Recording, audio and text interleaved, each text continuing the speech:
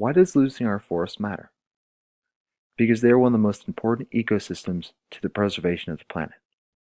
Let's start with the obvious. They are the world's main source of oxygen that no other organism produces as readily.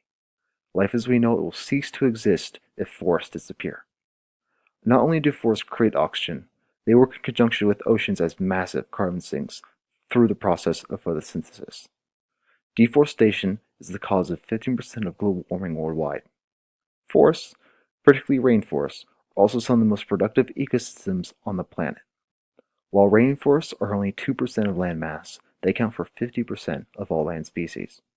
When these forests are destroyed, thousands of species go extinct before they can even be discovered. Many of these species may be a cure for one of the diseases plaguing humanity. Penicillin did it.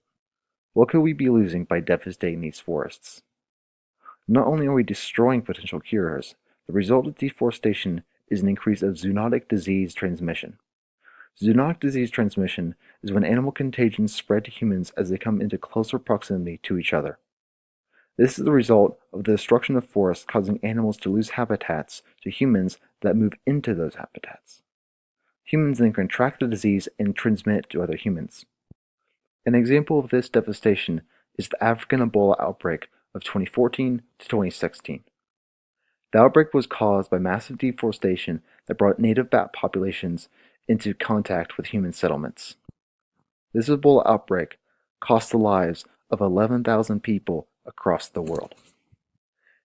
These examples demonstrate the immense social and environmental issues deforestation causes. It needs to be recognized as the peril it is and prevented.